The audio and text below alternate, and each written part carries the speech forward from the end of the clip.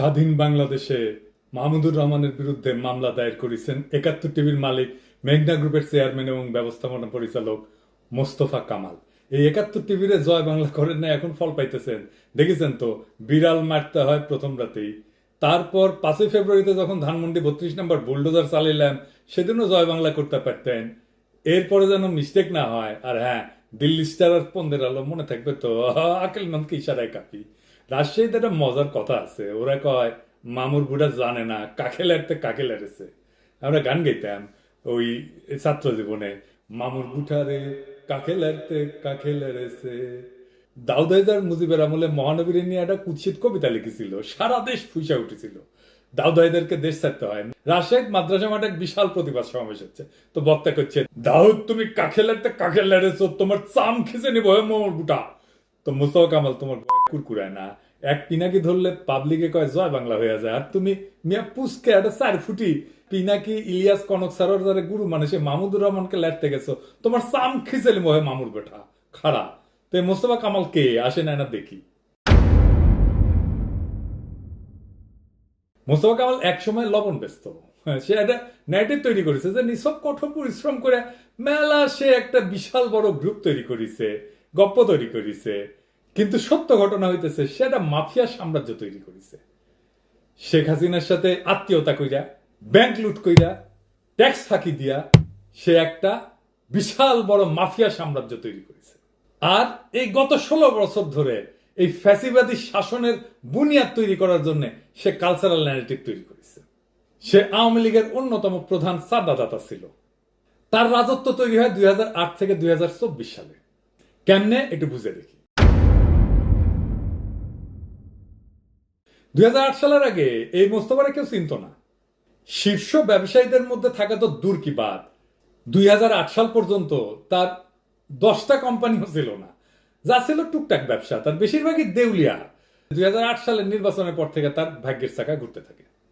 ২০২৪ সালের জুলাই পর্যন্ত তার ব্যবসায়িক গোষ্ঠী খুনি হাসিনার সাথে ব্যক্তিগত সম্পর্ক গড়ে তোলার মাধ্যমে ৫৪টা ফ্যাক্টরি, ১১৫টা কোম্পানি নামে বেনামে তৈরি করে। আপনি উইকিপিডিয়াতে যেয়ে দেখবেন ২০০৮ সালের আগে তার কি ছিল, কিছুই না। সে তার ৫০ বছরের গ্লোরির মিথ্যা গল্প শোনায় তার ওয়েবসাইটে, অথচ তার প্রথম ফ্যাক্টরি করে ১৯৯১ সালে, মেঘনা ভেজিটেবল অয়েল।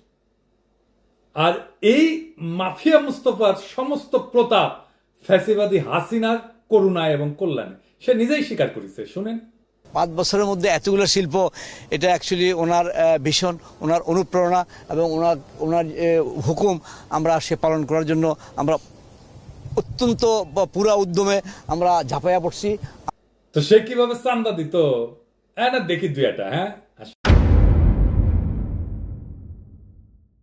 ধানমন্ডি ৩২ নম্বরে মুজিবের জাদুঘর নির্মাণের জন্য আওয়ামী লীগকে ৫০ কোটি টাকা দিছিল সে। তারপর সূচনা ফাউন্ডেশন আছে হাসিনা মায়া পুতুলের প্রতিষ্ঠান, ওইটার জন্য সে তার ডোনেশন দিছে, দেখেছেন তো। ৫০ কোটি টাকা তো মায়ের ভোগে চলে গেছে, বুলডোজার চালে সাফা করে দিছি। খালি ওই ৭১ টিভি তার ছাপা করা হয়নি, তাই এত ফাল পারিচ্ছে।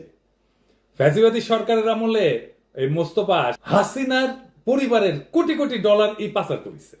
আর এই আওয়ামী লীগের সমস্ত দুর্নীতিবাজ মন্ত্রীদের সাথে তার ছিল ঘনিষ্ঠ সম্পর্ক, বিশেষ করে ওবায়দুল কাদের। বিভিন্ন জনকে ঘুষ দিছে, ব্যক্তিগতভাবে ব্যাংক পরিচালক, অন্যান্য উচ্চপদস্থ কর্মকর্তাদের বাড়ি দিছে, সম্পত্তি দিছে, এই সমস্ত উপর দিছে। আমাদের কাছে প্রমাণ আছে। কারে সে ঘুষ দেয় না? আর্মিকে, secretariat, ministry, central bank, police. আর এর সাথে জিগরি দোস্তি ছিল বেনজির। বিভিন্ন অনুষ্ঠানে আপনি বেনজিরের সাথে ছবি দেখবেন তার। আওয়ামী শাসনের শেষ কয়েক বছরে মোস্তফা ব্যাংক থেকে লুট করে প্রত্যেক বছর 10টারও বেশি কোম্পানি গড়ে তোলে। তার সব কোম্পানির উদ্বোধন করে শেখ হাসিনা নিজে এবং তার মন্ত্রী পরিষদের উপদেষ্টারা। এই ধরনের অনুষ্ঠানে সবসময় উপস্থিত থাকতো হয় হাসিনা, নয়তো তার মন্ত্রী, নয়তো তার উপদেষ্টা। আর এই মামলা করাটা তার অভ্যাস। যেই তার জন্য চ্যালেঞ্জ হয়ে দাঁড়ায় তাকে মামলা দিয়ে সে থামায় দেয়। এই যে ধরেন ২০১৪ সালে এসিসি মোস্তফার দুর্নীতির জন্য তদন্ত শুরু করেছিল, আর মোস্তফা মামলা করে থামায় দেয় সব। তারপর ধরেন মাতার বাড়ি যখন অর্ডার পাইল না, টেন্ডারের শর্তাবলী যখন পূরণ করতে না পারার জন্য মামলা করে বসে। তারপর ধরেন সেনাবাহিনীর এগেইনস্টে 4টা মামলা করেছিল, সময় মতো অর্ডার সাপ্লাই করতে পারেনি আর্মিকে। এরপর আর্মি এগ্রিমেন্ট ক্যান্সেল করে দেয়, তার জন্য সে মামলা করে। সবাই এখন অলিগার্ক বলতে সালমান এফ রহমান বোঝে, এস আলম বোঝে, সামিট বোঝে, নাসা গ্রুপ বোঝে। এই তার চেয়ে বড়, এই মেঘনা গ্রুপ তার চেয়ে বড়, সামেসি কোনো বাণিজ্য চালায় যাচ্ছে। শুধু তাই না, আবার ফোঁস করে সবল মারে আমাদেরকে। সে পলিটিক্যাল পার্টিগুলোকে টাকা ঢুকে দিচ্ছে। সবাই তার পারিবারিক প্রোগ্রামে যায়, তার মাইয়ার বিয়াতে যায়।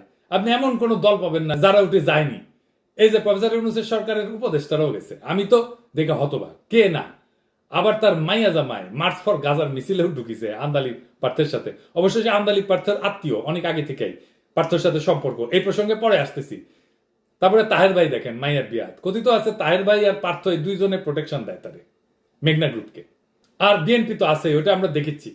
আমাদের অর্থ উপদেষ্টা, বাণিজ্য উপদেষ্টা তার মায়ের বিয়াতে যায়। শুধু তাই না, আমাদের ব্যারিস্টার ফুয়াদ, এমনকি মঞ্জু ভাই যায় তার মায়ের বিয়াতে। ভাই আপনারা বড় লোকের বিয়া বাড়ির বিরানি খান নাই আগে? এই দুর্বৃত্ত ব্যবসায়ী মাইয়ার বিয়া যাওয়া লাগে। আপনারা নতুন বাংলাদেশ গড়বেন কিভাবে? সরি, আপনারা পারবেন না।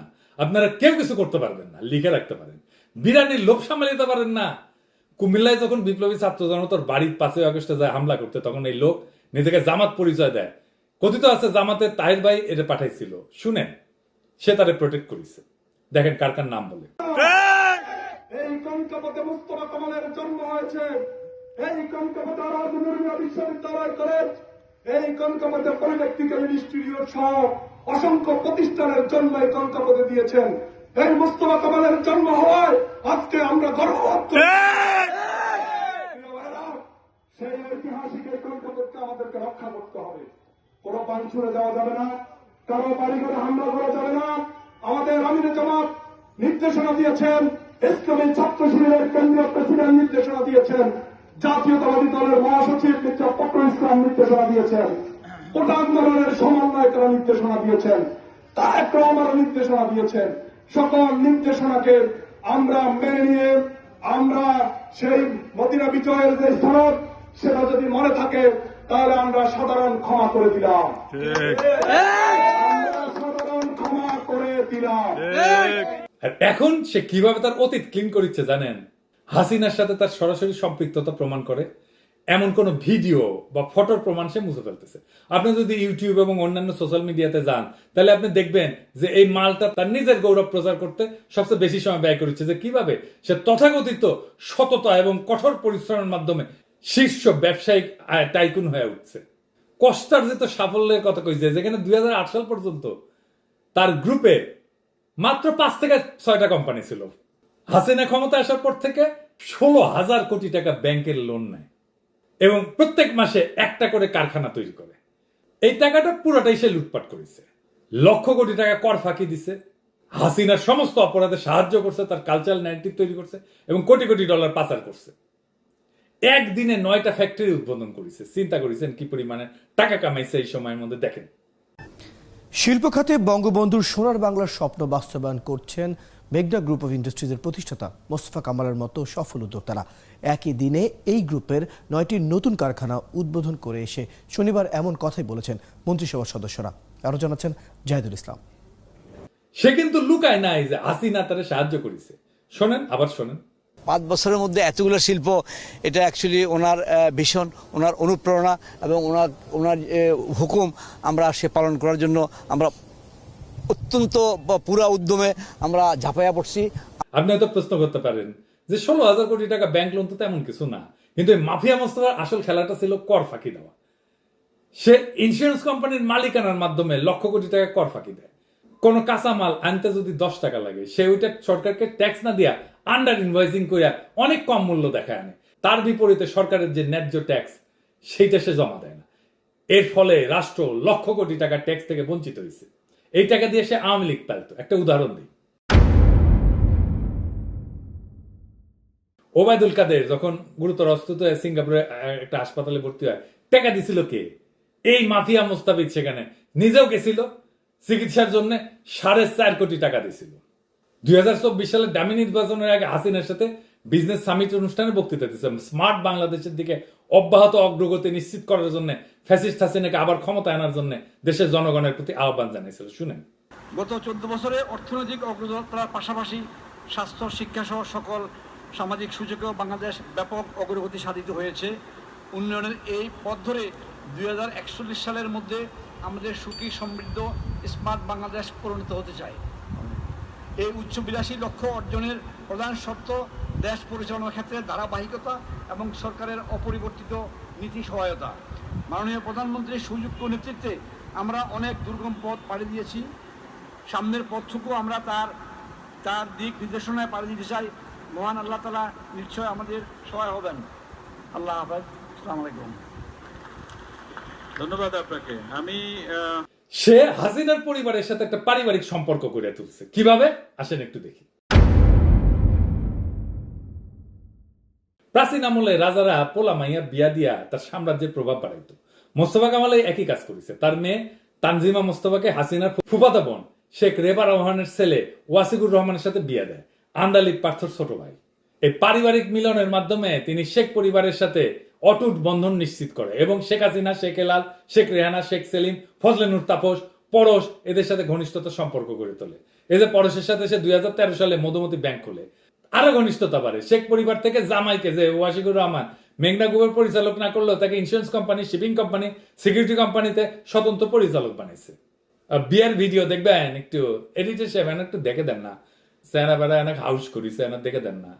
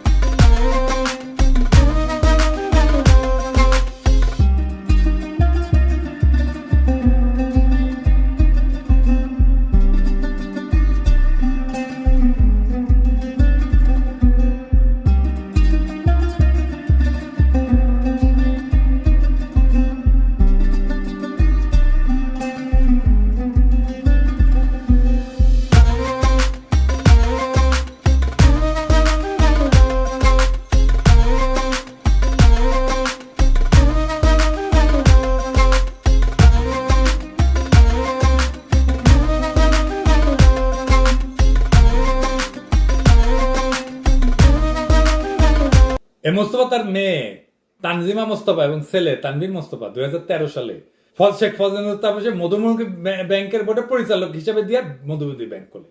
এই মধুমতি ব্যাংক দিয়ে হাসিনার হাজার হাজার কোটি টাকা পাচার হয়েছে। নিয়মিত নানাভাবে হাসিনাকে চান্দাও দিয়ে গেছে, দেখেছেন। ব্যাংক কলে চলে না, গ্রাহকের টাকা ফেরত দিতে পারে না, আর চান্দা দিয়ে গেছে হাসিনা। আবার মজার জিনিস দেখেন, এই মধুমতি ব্যাংকের কাঁচা খোলা প্রমোশন করে গেছে পন্দের আলো। তারা নাকি খুব সুশাসন করে চালিয়েছে ব্যাংকটা, দেখেছেন। এটা সে দেখান না কি লিখিছে, দেখেছেন।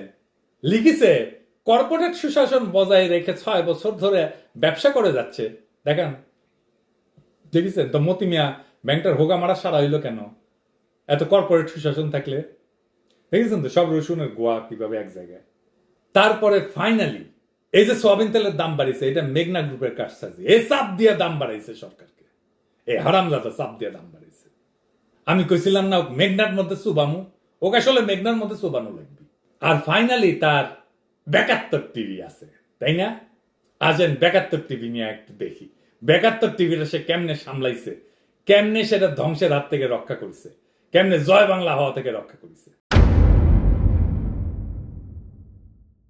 এই 72 টিভিটা হাসিনা ন্যারেটিভ তৈরি করেছে সবসময়। এরা 5ই মে হেফাজত গণহত্যার পটভূমি তৈরি করেছে, মামলা হয়েছে বলে এর নামে, দেখেছেন।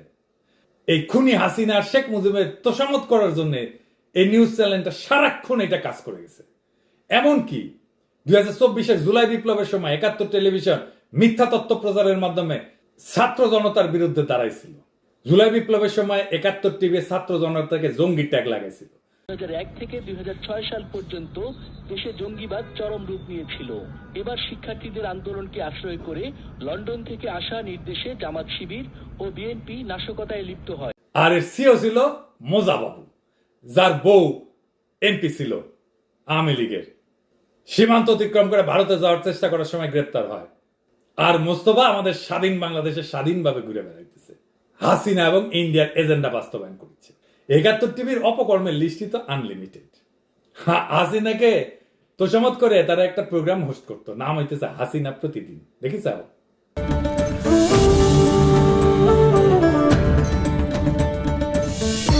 ৩০শে এপ্রিল ১৯৮৬ তেজগাঁওয়ের এক জনসভায় আওয়ামী লীগ সভানেত্রী ও ৮ দলীয় জোট নেত্রী শেখ হাসিনা বললেন, ক্ষমতা দখলের জন্য নয়, জনগণের অধিকার প্রতিষ্ঠার জন্য আমরা নির্বাচনে অংশগ্রহণ করছি। সামরিক শাসন চিরতরে অবসান হোক, আমরা তাই চাই। এই মোস্তফার ডাইন হাত ছিল ওই কুখ্যাত মোজা বাবু। আজ এনাকে তেল মারাই তার মুখ কাটছিল এবং এই মোজা মোস্তফার সাথে সব জায়গায় উপস্থিত থাকতো। এমনকি তার এক মেয়ের বিয়েতে এই যে তাসনিম মোস্তফা, তার উকিল বাপু ওই মোজাম্মেল বাবু। এর আর এক দুর্বৃত্তের সাথে সম্পর্ক আছে। কে সেই দুর্বৃত্ত দেখি আসেন। এই মোস্তফা তার একমাত্র ছেলেকে তানভীর মোস্তফাকে বিয়ে দিছে মাহতাবুর রহমানের সুগন্ধি কোম্পানি হারমাইন গ্রুপের চেয়ারম্যান এবং এনআরবি ব্যাংকের চেয়ারম্যান এর মেয়ের সাথে। মাহতাবুর রহমান হইলে আর এক দুর্নীতিবাজ মাফিয়া, অশিক্ষিত। এই মোস্তফা মাহতাবুর রহমানের সহায়তায় কোটি কোটি ডলার দেশের বাইরে পাচার করেছে। এরাই এখন আওয়ামী লীগের সবচেয়ে বড় ফান্ড দিচ্ছে, এই মাহতাবুর আর মোস্তফা, যেন খুনি হাসিনা আবার ক্ষমতায় ফিরে আসে। সারা দেশে যে মিছিল হচ্ছে না, এটা করছে, অশান্তি হচ্ছে, হত্যাকাণ্ড হচ্ছে, সব এগুলো করছে এরা, টাকা এসেছে এদের কাছ থেকে। এই $1 মিলিয়ন বিয়ের অনুষ্ঠান সারা বাংলাদেশে জাতীয় সংবাদে প্রচারিত হয়েছিল, দেখছেন?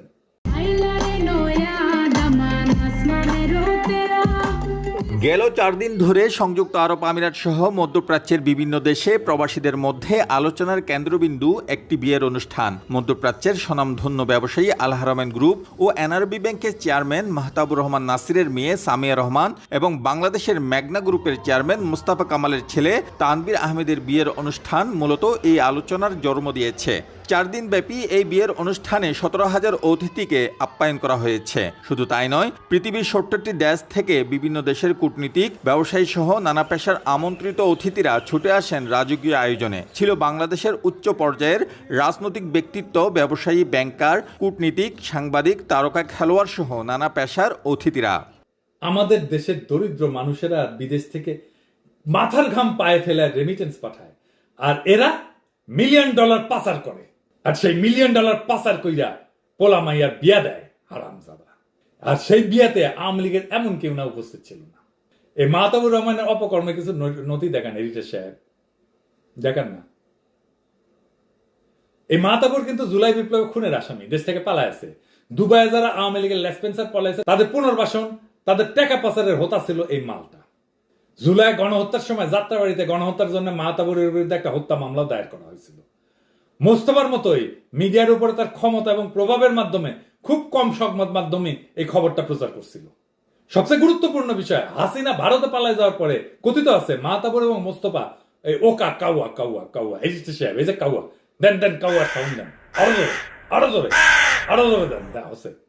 এই কাউয়ারে আশ্রয় দিছিল তার 300 কোটি টাকার বাড়িতে, তারপরে সময় ভিসা ইন্ডিয়া পার করিয়া দেয়। যদিও এই বিষয়ে কিছু খবর মিডিয়াতে আসছিল, মোস্তফার মাহতাবুরের ইন্ডিয়া কানেকশন এবং বর্তমানে রাজনৈতিক দলগুলোর উপর প্রভাবের কারণে কোনো তদন্ত করা হয়নি।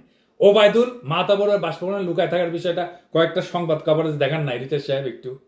বিলাসবহুল দৃষ্টিনন্দন এই বাড়িতে অনেকটা রাজকীয়ভাবেই অবস্থান করেছিলেন তিনি। এখানে থেকেই দেশকে অস্থিতিশীল করতে উস্কানি দিয়েছেন বলে জানা গেছে। সিলেটের মেজরটিলা পূরবী আবাসিক এলাকার বিখ্যাত কাজী ক্যাসল 300 কোটি টাকার এই বাড়ি নিয়ে সম্প্রতি উঠেছে নানা গুঞ্জন। বলা হচ্ছে আওয়ামী লীগের সাধারণ সম্পাদক ওবায়দুল কাদের 5 আগস্টের পট পরিবর্তনের পর থেকেই এখানে আত্মগোপনে ছিলেন এবং পরে সময় সুযোগ বুঝে ভারতে পালিয়ে যান। আর এই মেঘনা গ্রুপ $1 বিলিয়ন কর ফাঁকি দিছে কেমনে, আসেন দেখি। মোস্তফার মেঘনা গ্রুপের অর্থ পাচারের তদন্ত শুরু করেছে দুদক আর পুলিশের অপরাধ তদন্ত বিভাগ সিআইডি। মোস্তফা কামাল 1 লাখ কোটি টাকা আত্মসাৎ করছে বলে দাবি করছে জাতীয় নিরাপত্তা গোয়েন্দা সংস্থা এনএসআই। এমন গুরুত্বপূর্ণ প্রমাণ আছে যে আন্ডার ইনভয়েসিং করে আমদানির মাধ্যমে বিদেশে 40,000 কোটি টাকা পাচার করছে। জাল কভার নোট ব্যবহার করে বীমা কোম্পানি থেকে তহবিল চুরি করেছে এবং ব্যাংকের কমিশন এবং ডিউটি অপব্যবহার করেছে। আবার দেখেন তার টিস্যু কোম্পানির থেকে আগুন লাগিছে, আগুন লেগে নাকি 1000 কোটি টাকা গেছে। একটা টিস্যু কোম্পানির 1000 কোটি টাকার টিস্যু থাকে নাকি, হারামজাদা। দেখেন নারায়ণগঞ্জে প্রায় 5 ঘন্টার আগুনে পুড়ল মেঘনা গ্রুপের টিস্যু কারখানার গোডাউন। এতে হাজার কোটি টাকা ক্ষতির শঙ্কা করছেন প্রতিষ্ঠানটির চেয়ারম্যান ও ব্যবস্থাপনা পরিচালক। আরে 16,000 কোটি টাকা ব্যাংক ঋণ আমি জিন্দেগি ফেরত দিবি না।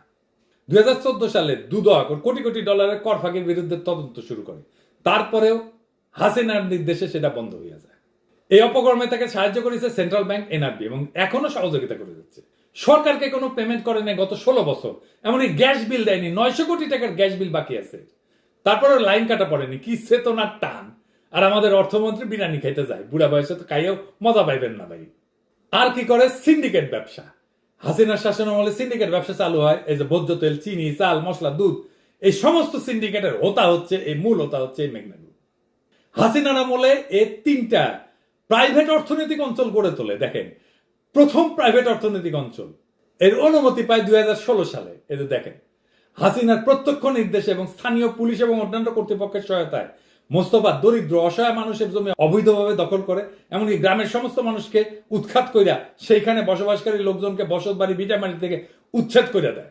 এই দখলের কাজে তাকে সাহায্য করে শামীম ওসমান, ডিবি হারুন, বেনজির। এমনকি এইখানে ইন্ডিয়ান কোম্পানির অভাব নাই এই অর্থনৈতিক অঞ্চলে। রয়ের আর একটা ওয়ার্কিং স্টেশন এইটা, বুঝেছে? দেখেন হর্ষবর্ধন সিংলা তার অনুষ্ঠানে। আর এখন অঢেল টাকা দিয়া রাজনৈতিক নেতাদের কিনে ফেলছে। হাসিনার পতনের সাথে সাথে মাফিয়া মোস্তফা সোশ্যাল মিডিয়া, ইউটিউবে এবং তার গ্রুপের ওয়েবসাইট থেকে হাসিনার সাথে তার গভীর প্রেমের ছবিগুলো, ভিডিওগুলো মুছে ফেলেছে। তবে আমরা বিভিন্ন উৎস থেকে কিছু সংগ্রহ করতে সক্ষম হয়েছি।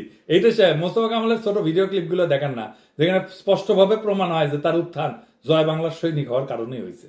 দেশের অর্থনীতিকে এগিয়ে নিতে সমাজের সবাইকে একযোগে কাজ করার আহ্বান জানালেন মেঘনা গ্রুপ অব ইন্ডাস্ট্রিজের ব্যবস্থাপনা পরিচালক ও চেয়ারম্যান মোস্তফা কামাল।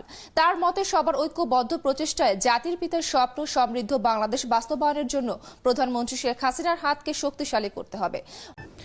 শিল্প খাতে বঙ্গবন্ধুর সোনার বাংলার স্বপ্ন বাস্তবায়ন করছেন মেঘনা গ্রুপ অব ইন্ডাস্ট্রিজের প্রতিষ্ঠাতা মোস্তফা কামালের মতো সফল উদ্যোক্তারা। প্রধানমন্ত্রী শেখ হাসিনার হাত ধরে মেঘনা গ্রুপ অব ইন্ডাস্ট্রিজ পরিবারে যোগ হচ্ছে আরো 7টি শিল্প ইউনিট।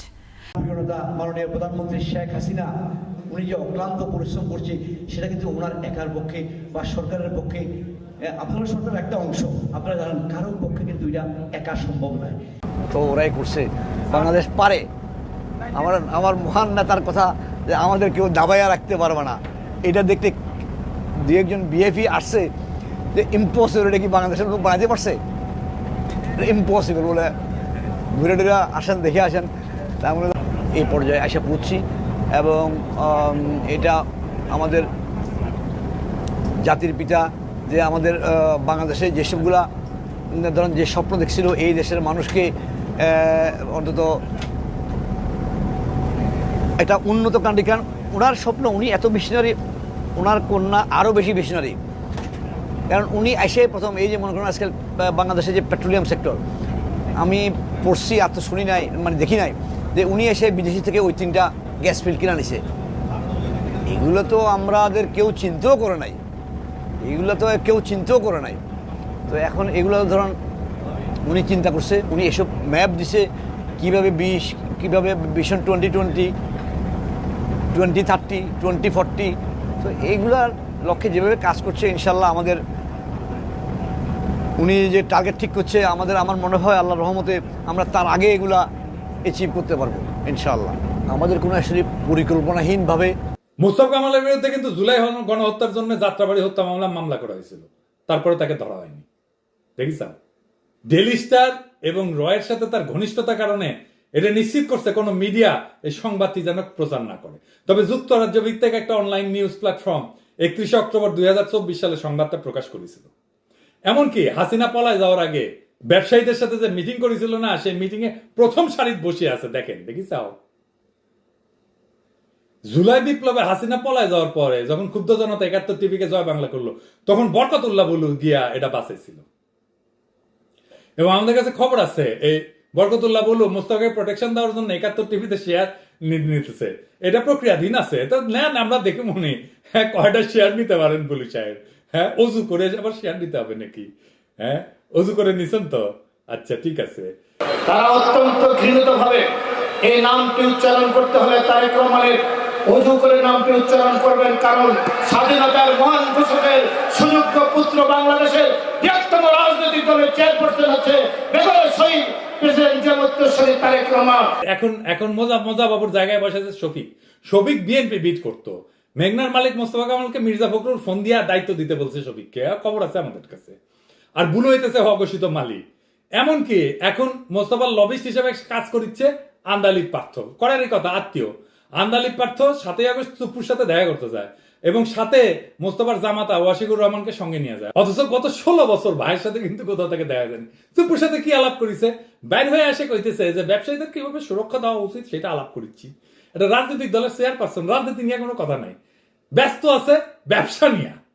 দেখেন গত 15 বছর 16 বছর একটা সরকার ছিল, এই সরকারের সাথে অনেক ব্যবসায়ী বলেন, অনেকেই বলেন বিভিন্ন কারণেই সম্পর্ক আছে। সবাই যে দলীয়ভাবে একদম সালমান এফ রহমান বা এসালম এদের মতো কাজ করেছে নট নেসেসারিলি, আরো অনেক আছে। সবার মধ্যে যদি একটা ভয়ভীতি ঢুকে যায় তাহলে এই $1 ট্রিলিয়ন ইকোনমি ভেঙে পড়বে। আমরা যে স্বাধীনতার জন্য রক্ত দিছি, যে পতাকা উড়াইছে মুক্ত আকাশে, তার পবিত্রতা অর্থের পাহাড়ে, কর ফাঁকির খেলা আর রাজনৈতিক গোজামিলের পুতুল নাট্যে ভুলুণ্ঠিত। মোস্তফা কামালের মতো কর্পোরেট ফ্যাসিস্টরা যখন রাষ্ট্রের সর্বোচ্চ শক্তির সহযাত্রী হয় তখন স্পষ্ট হয় যে স্বাধীন বাংলাদেশে নতুন শত্রু জন্ম নিছে। তারা যুদ্ধ করে না কিন্তু রাষ্ট্র দখল করে, তারা মানুষ হত্যা করে না কিন্তু ন্যায় বিচার গলা টিপে মারে, তারা রাজনীতি করে না কিন্তু সমস্ত রাজনৈতিক শক্তিকে কিনে নেয়। এই মাফিয়াদের মুখোশ উন্মোচনের এখনই সময়। আমাদের ঘুম ভাঙাতে হবে, আমাদের বিবেক জাগাতে হবে, কারণ যদি আমরা চোখ বুঝে থাকি তাহলে আমাদের সন্তানেরা শাসক না দাসদের উত্তরসূরি হয়ে বড় হবে। যারা গত 16 বছর ধরে রাষ্ট্রকে চুষে খাইছে তারা যেন নতুন স্বপ্নের বাংলাদেশে জায়গা না পায়, এটাই হোক আজকের শপথ। এই অপরাধীদের বিচারের কাঠগড়ায় দাঁড় করানো শুধু একটা রাজনৈতিক দাবি না, এটা আমাদের বিপ্লবের অসমাপ্ত অঙ্গীকার। মোস্তফা কামালরা আজকের রাজাকার, তাদের পরিণতি না হলে বর্ষা বিপ্লবের চেতনার উপরে চরম অবমাননা হবে। বাংলাদেশকে বাঁচাতে হলে হাসিনার অলিগার্ক এবং রাজনীতির নামে বাণিজ্যিক দানবদেরকে নির্মূল করতেই হবে। আজকেই সময় জেগে ওঠার, দাঁড়ানোর, বলে ওঠার আর না। মোস্তফা কামালের বিচার চাই, স্বৈরাচারের অর্থদাতা ষড়যন্ত্রকারীদের বিরুদ্ধে জনতার রায় চাই। ইনকিলাব জিন্দাবাদ।